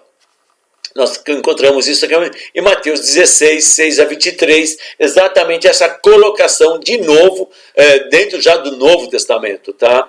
E o sal, que também você vai encontrar fortemente no Novo Testamento e fortemente usado por Jesus Cristo, e ele simboliza, qual era a grande vantagem do sal? Ele preserva e purifica. Quando ele fala preserva, antigamente não havia geladeira, e uma das maneiras de preservar a comida era salgá-la. E o sal preserva. Então o sal, né, ele dá o tempero, ele dá sabor, mas ele preserva, ele também purifica. Ele é um excelente agente bactericida. Tá? Aí você vai ver essa carne seca. Quem é do Nordeste sabe muito bem o que eu estou falando. Até charque, que é um pouco mais vai do Sul, conhece bem isso daqui. Mas no sentido geral isso era muito usado desde os primórdios da humanidade. Tá? Vamos nós. Aqui é aquela parte que eu falei da farinha. Tá? Então, só para mostrar um pouquinho. Aqui é o sacerdote diante do altar daqui, de sacrifício. Tá? Então você dá uma olhadinha como é que está aqui, essa farinha que era colocada aqui, como é que ela era apresentada diante de Deus, como é que é essa essência aromática. É meramente ilustrativo para você ter uma ideia de como é que tudo isso funcionava. O sacrifício pacífico, a oferta de paz. Então aqui a oferta é um animal que tinha que ser voluntário. Qual era a coisa importante nessa oferta? O animal sacrificado era um bode ou cordeiro. O sangue era importante, tá? Então isso aqui era alguém que achava, olha, eu sinto que eu preciso fazer uma oferta para o Senhor. Eu ia lá e oferecia um bode ou um cordeiro, tá? Não era exigência, tinha momentos de exigência e tinha momentos em que eu gostaria de fazer isso como minha oferta natural. Era a única oferta em que o ofertante também podia comer. Ele não podia pedir, tá? Não era para pedir nada. Era oferta em que ele levava o animal para o sacerdote, ele sacrificava, ali ele separava a melhor parte era para o sacerdote, ali se queimava aquela oferta, e o ofertante podia comer. Ele não podia pedir, nem pedir nada para Deus e nem pedir para o sacerdote. Se o sacerdote desse, amém, legal, bom. Se o sacerdote não desse, ele saía grato a mesma coisa. Ai, ai, ai. Como hoje em dia isso é difícil, né? Você olha como é que Deus trabalhava as pessoas? Deus é fantástico. Vamos lá. Aqui, 3 partes. Ação de graça, voto e oferenda. Olha que bacana. Vamos ver um pouquinho o que é cada uma delas? Vamos lá. Ação de graça. O ofertante oferecia bolos, coscorões. Eram uns péssimos pães, tá? Vou falar pães, eram uns tipos de pães, pronto. Com azeite. Os bolos eram feitos da flor da farinha. Eles tinham que ser fritos. E aqui era ação de graça. Eu oferecia isso pela graça recebida. Era uma ação minha de gratidão a Deus. Quando havia essa carne junto nesta oferta, esse sacrifício pacífico ou oferta de paz, ela tinha que ser consumida no mesmo dia. Não podia ser pro dia seguinte. Era naquele dia e pronto, tá? Regras, normas. Os produtos vinham com mais o quê? Sacrifícios de louvores, isto é, não somente o cântico. Todos os salmos são cânticos, então não existe salmo só no livro de Salmos, só para te dar essa pequena informação. Salmos eram cânticos que eles elevavam, mas eram cânticos em que eles exaltavam a Deus por aquilo que ele estava fazendo junto ao povo seu. O que era voto? Em momento de angústia, o povo fazia voto. O que eles faziam? Eles prometendo ofertas pacíficas, mas eles podiam, né? Ah, Senhor, eu vou fazer esse meu voto por causa disso, disso, disso. Eu estou pedindo isso, isso, isso. Me ajuda nisso, nisso, nisso. Lembra, eu tenho uma aqui bem bacana que você vai lembrar. Lembra de Ana? O que Ana faz? Ana ela chora porque ela não tem filho, ela se apresenta até o sacerdote fala que ela estava bêbada, porque é o jeito que ela estava falando, tá? Estava murmurando, mas ela estava oferecendo oferta, e nesse voto que ela está fazendo, e ela leva essa oferta assim, essa carne podia ser comida no dia ou no dia seguinte. Olha que bonito, né? Oferenda. Tá? O que é? O adorador entregava a oferta ao sacerdote, aspergia o sangue do sacrifício sobre o altar, queimava a gordura do animal. Olha só, o peito do animal era entregue a Arão e seus filhos. Isto é, aqui no caso, estamos em Levítico, no primeiro momento ainda é Arão, mas é a linha sacerdotal, tá? A última parte do sacrifício, o sacerdote movia a parte mais excelente, o peito e a coxa direita, que ficava com o sacerdote. Então, olha só, o peito e a coxa direita era do sacerdote. A outra parte do animal era queimada ali diante do Senhor, naquele altar de sacrifício. Tá? Então, quando eu falo aqui Arão, então no primeiro momento é Arão. Mas na continuidade do sistema sacrificial, os sacerdotes estão da linhagem de Arão, que são os sacerdotes. Uma pequena curiosidade. O povo judeu ainda espera reconstruir o seu templo, ainda espera voltar aos sacrifícios, e eles sabem, através das genealogias, quem é a descendência de Arão. Quem são os sacerdotes e são ainda da linha de Arão. Olha para vocês terem uma ideia como é que eles são um povo que tem detalhes muito preciosos. Vamos nós. Aqui, de novo, aqui, ó, o animal. Tá? Então o animal era trazido, era queimado, era uma coisa meio... Eu vou dizer assim, os ecologistas, os ambientalistas ficariam chocados. Os veganos, então, meu Deus, né?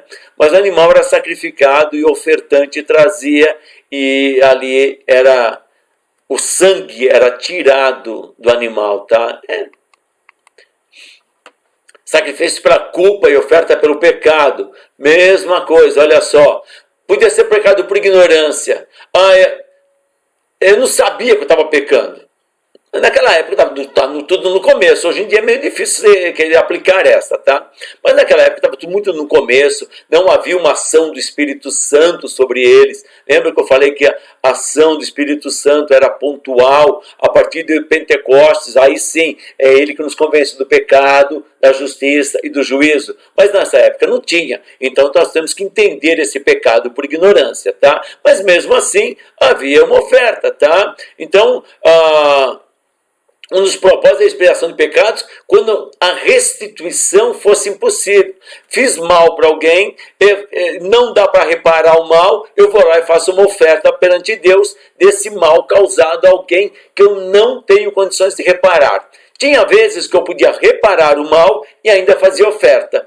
Ou somente podia ter reparado o mal. Tudo dependia da gravidade do fato, tá? Então, o que fazia isso? Só podia trazer essa oferta se eu não tinha pecado deliberadamente, tá? Mas por ignorância ou negligência. Ou quando a pessoa era contaminada. O que era uma pessoa contaminada? Principalmente dentro da casa, a mulher, quando ela estava nas suas regras, ou então, hoje nos termos modernos, na sua menstruação, ela contaminava toda a casa. Ou então, sem querer, tocou num morto, pronto, contaminou. Foi um acidente, pronto. Aconteceu isso. Ou então, eu, sem querer, derrubei a casa do vizinho. Meu boi, meu touro, lá fugiu, derrubou a casa do vizinho. Não dá para reparar tudo isso. Eu vou oferecer um sacrifício a Deus, tá? Então, havia uma característica, claro, não é de qualquer jeito. Aí, ó, as mulheres que não davam a luz, elas estavam sujas, ou um doente de lepra, esbarrei numa pessoa que estava com lepra, pronto, tinha que ir lá ofertar isso daqui. Ou então peguei lepra, aí já não fazia mais parte da comunidade. Eu era colocado à parte. Aqui, eu grifei para você entender. Dependendo do tamanho do pecado, você notou que está entre aspas, o ofensor determinava o valor da oferta. Por quê? Tinha tamanho. Uma coisa é eu ter pisado no pé de alguém. Outra coisa é eu ter derrubado a casa dele. Então, isto daqui era o tamanho do pecado. Para Deus é a mesma coisa. Eu sei. Volta no conceito daquele momento. Não havia ação contínua do Espírito Santo. Então ali haviam as normas do começo da sociedade. Israel está começando a nascer. Eles receberam a Carta Magna, ainda eles estão no deserto e ali eles estão aprendendo a viver em sociedade. Então as normas disso daí tinham que ser bem claras. E como era um governo teocrático, isto é, Deus é o governante dessa nação, tudo era tratado de um ponto de vista pecado. Não era uma lesão corporal, não era a lesão corporal média, lesão corporal grave. Não, era pecado. Tudo era visto do ponto de vista pecado. Isto é, uma ação contra alguém, ou contra Deus, ou contra algo de Deus. A natureza, eu fiz algo contra a natureza. Pus fogo e queimou a plantação do vizinho. Eu fiz algo que não podia ter feito. Então, aqui havia essa ideia da dimensão do pecado, tá? Mas volto a dizer que é meramente por estarmos no início da história, começando a nação. O sacerdote pecava, só que o dele tinha que ser maior, tá? E aí quando a congregação pecava, o que isto é? O povo cometia uns atos muito falhos, moralmente eles tinham feito uma coisa errada, pronto, a oferta tinha que ser maior. Tá? Então esse tamanho do pecado, vamos deixar bem claro, por isso que ele está grifado, grife aí para você entender o que significa isso, tá? Não é que tem pecadinho, pecadão e pecado, não. Era uma circunstância de momento. Quando era feita uma oferta pelo pecado, o sangue era aspergido no tabernáculo, na frente do véu. Olha só, colocado nos chifres do altar, derramado na base para a ocultação do pecado. Essa oferta era ofertada para fora do arraial. Isso vai lembrar que Jesus foi levado para fora da cidade. Lembra que ele foi levado para o Gólgota, para o Monte das Caveiras. Então há uma diferença muito clara, tá? Aqui é um momento totalmente diferente. Não entrava ali no Santo dos Santos, ali na entrada, no véu que separava o lugar santo do Santo dos Santos, tá? E o altar, no desenho você viu, volta um pouquinho para trás, você vai ver no desenho, o altar de sacrifício, ele tem como se fossem chifres, tá? É uma simbologia de poder.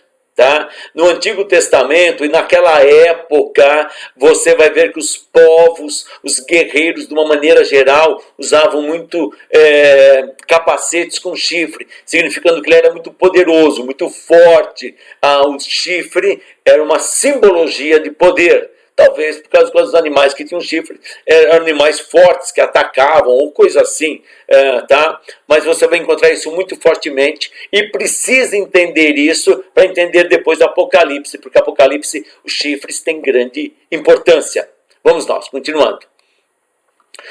Aqui, tá vendo? Então o sangue aqui no cantinho daquele chifre do altar de sacrifício, ele era aspergido aqui, colocado aqui, tá? É todo é meramente aqui simbólico, meramente para ilustrativo, tá? Então, aqui, este altar aqui é o lugar de sacrifício, e ele nos cantos, ele tem este chifre. Então o sangue do animal era aspergido aqui, não era na tampa da arca, tá? Essa é a diferença. Sacrifício pelos pecados de culpa. Então aqui, ó, animais, aves, tá? Intencionais ou não. E caso necessário, o ofensor podia fazer a restituição. Isto é, eu fiz uma pontinha, eu fiz um cercadinho, o animal do vizinho foi lá e se machucou, morreu. Então, além de fazer a restituição, eu tenho que muitas vezes também sacrificar um animal meu. Então, dependia das circunstâncias, isso era determinado, tá? Mas olha só, olha que grifem isso daqui, tá? Primeiro, o pecador reconhecia o seu erro. Sem isso daqui, não tem sentido.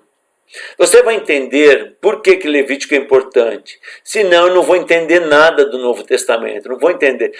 Você lembra de uma passagem que Jesus diz assim: se você vem trazer uma oferta perante o Senhor e você tem um problema com alguém, vá primeiro até a pessoa, reconcilie-se com ela e depois traga a sua oferta. É a mesma coisa. Olha que começou em Levítico. Primeiro o pecador reconhecia o seu erro.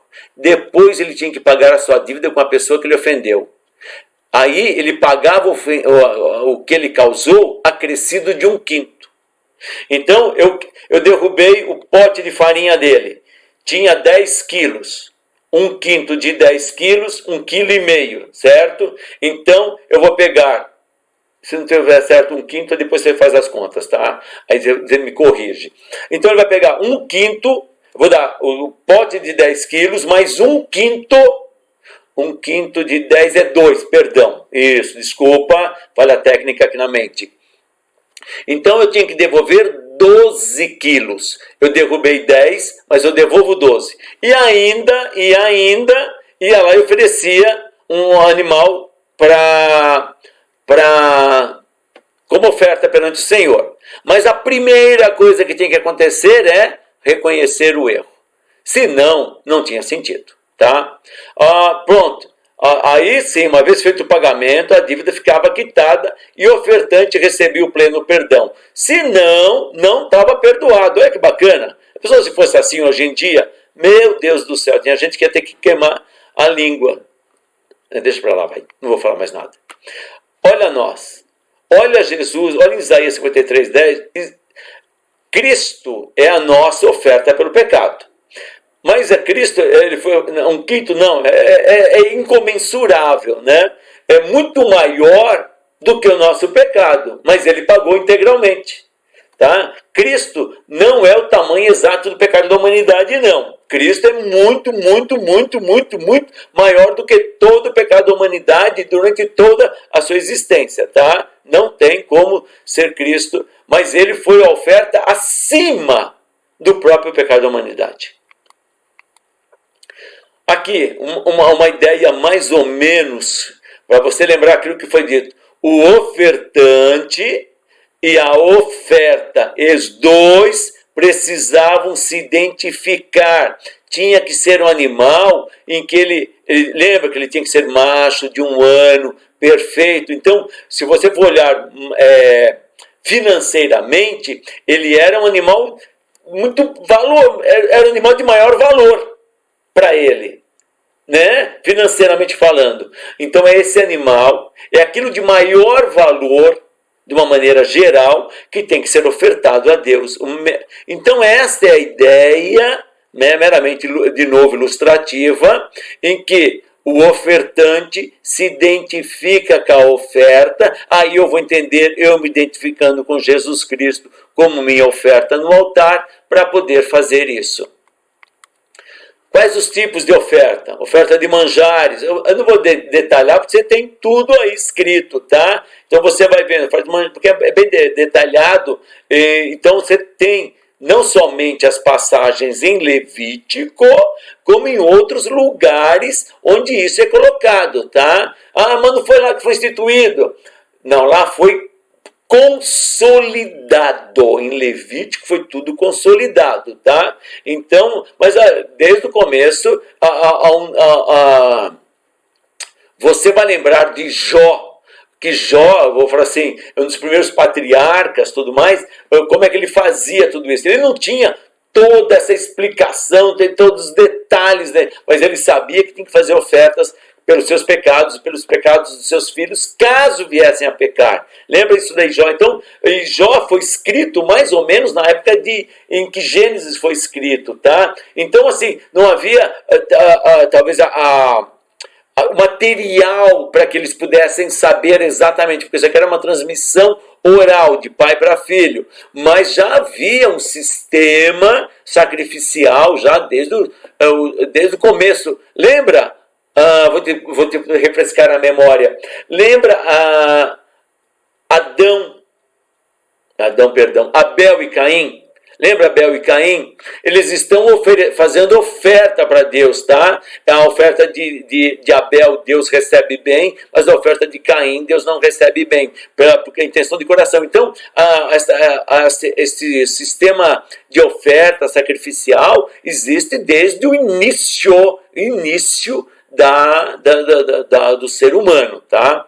Então ali saiu do Éden, isso foi se necessário acontecer pelo pecado. Tal cá, então, em Levítico, a consolidação, há todo um enquadramento, eu vou pôr um entre aspas técnico de tudo como deveria ser. Continuando. A oferta da consagração, então está aqui a ideia de garantia, entrega e consagração, tem toda uma explicação disso. Consagrar algo é colocar, então, essa ideia de presentear, daquilo ser destinado para, tá? Essa ideia bem centralizada. Oferta queimada, holocausto, se aplica só para oferta queimada, tá? O animal era totalmente queimado e sacrificado. Tá ao contrário, tá? Desculpa, sacrificado e queimado. Isto é, morto ali por inteiro queimado, tá? Oferta movida, o pecado é atirado para longe. Vocês vão ler aqui, está lá em Êxodo. Lembra quando o animal era sacrificado, era colocado sobre a cabeça de um bode, esse bode era mandado para o deserto, então o pecado era levado para longe. Esta também havia uma oferta, que esta é uma oferta movida, então havia um sacrifício animal e o outro que ia para o deserto. Ele ia morrer num deserto, claro, mas bem longe, tá?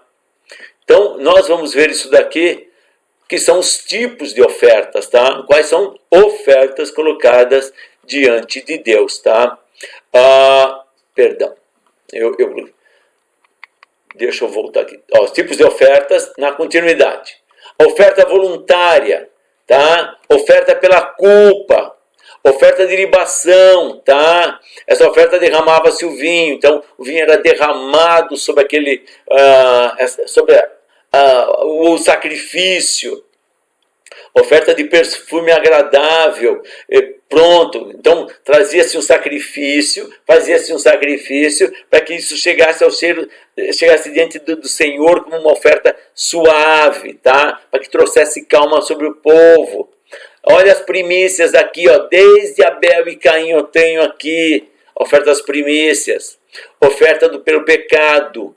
Então eu tinha sempre, então a ideia no Antigo Testamento, todas as vezes do pecado, ele cobria, não trazia o perdão como Cristo trouxe para nós, tá? Isto é muito importante.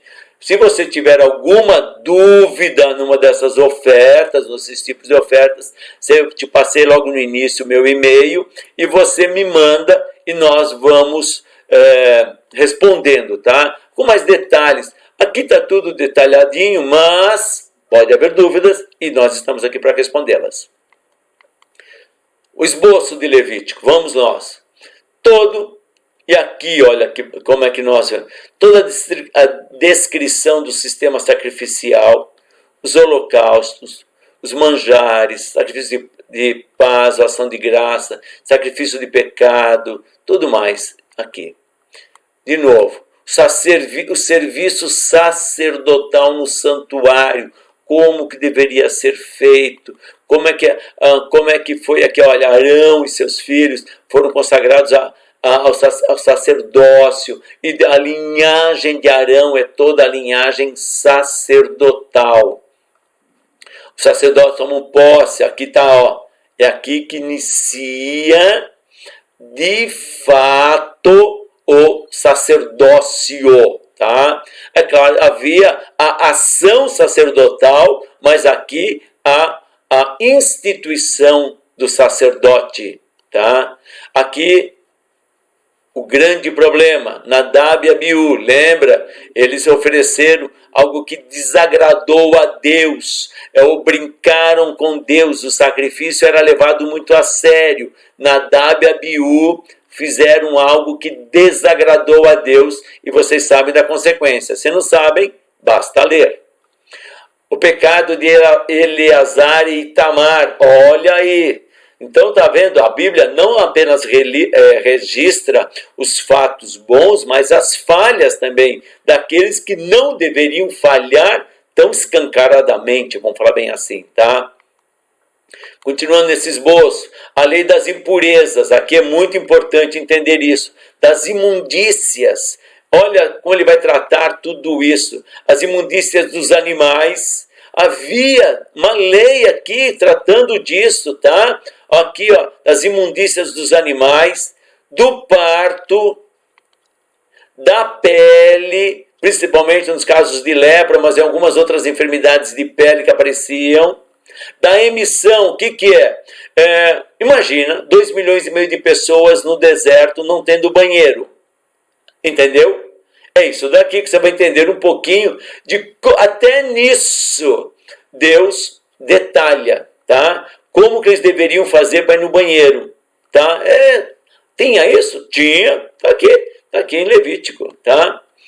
Das imundícias morais. Já pensou se tivesse isso hoje? Ai, meu Deus do céu, não caberia tanto sacrifício. Não haveria animal no mundo que cobrisse isso daqui. Mas vamos nós. Código de santidade. Não é que tem um código, né? Não. A lei de santidade. Tudo como é que funciona. Matando por alimento. Sobre ser sagrado. Aqui, nesse código de santidade é uma subdivisão desse código, tá? Como é que isso funcionava? Leis para sacerdotes, sacrifícios, não era de qualquer jeito. Olha só, nada era de qualquer jeito. Dias santos e as festas religiosas, tudo era Deus que determinava. Isto é muito importante, por isso que era um governo teocrático. Leis para o louvor, se houvesse isso hoje, com tantos que se dizem levitas mercenários, que cobram fábulas das igrejas para ir lá se apresentar. Deixa para lá, não quero polemizar. Punição para a blasfêmia. Aqui, a blasfêmia é aplicado a Deus, tá? Nós sabemos que o pecado que não tem perdão, blasfêmia contra o Espírito Santo. Quando nós estudarmos o Espírito Santo, vamos entender mais profundamente. Mas o que é blasfêmia? Tem a ver com o primeiro mandamento, amar a Deus sobre todas as coisas, e não usar seu santo nome em vão. Aqui corre o risco da blasfêmia, o perigo da blasfêmia. Se eu blasfemo contra Deus, vou blasfemar contra o outro. Blasfemar é atribuir algo a alguém, tá? Algo errôneo a alguém. Os anos de descanso e do jubileu, lembra aquele negócio do perdão da dívida, a libertação, que alguém só podia trabalhar uns X anos para um israelita, para outro israelita, do jubileu da terra, o ano de descanso da terra. Bênçãos e punições. Está aqui. Isso se chama, do 17:1 ao 26:46, é o código de santidade. E passa por todos esses itens. Tudo isso para que você tenha essa visão do que era essa ideia de santidade, por isso que o termo santo aparece tão fortemente em Levítico. Ofertas do santuário, para o santuário, e nós vamos ver como é que tudo isso funcionou também. E aqui, um apenas esboço do calendário das festas judaicas. E estas festas, ainda hoje são lembradas. Tá? A Páscoa, a Pentecoste, o Pentecoste não tem nada a ver com o nosso Pentecoste, tá? O nosso Pentecoste é o Espírito Santo. Aqui nas festas judaicas não é o Pentecoste, leia sobre isso. Aqui eles não é que eles comemoram a destruição, mas eles trazem a memória, tá? A destruição de Jerusalém, a trombetas ou Rosh Hashanah é o início do ano, é quando inicia-se o ano, tá? Aqui o termo correto é cabeça de ano. Então essa ideia de é o primeiro, é onde inicia o ano, tá? Então conhecido como festa das trombetas, dia da expiação, Yom Kippur, que é o dia do perdão, de tabernáculos, eles lembram a época do tabernáculo no deserto, aqui é dedicação, ou festas das luzes, o Hanukkah. O Hanukkah você vai encontrar basicamente a constituição dele no livro de Esther, é ali que você vai encontrar esse Hanukkah, tá? Ou então a festa das luzes. E o Purim, também, esta festa muito importante dentro do trabalho judaico, que é essa ideia. Todos eles trazem alguns pontos em comum. Quais são os pontos em comum? A lembrança do povo, da onde eles vieram e onde eles estão. A lembrança de que eles precisam pedir perdão. A lembrança que eles precisam recomeçar, há um recomeço, um novo ano, uma nova história. E a ideia de que eles sempre estão na presença de Deus. Este é um breve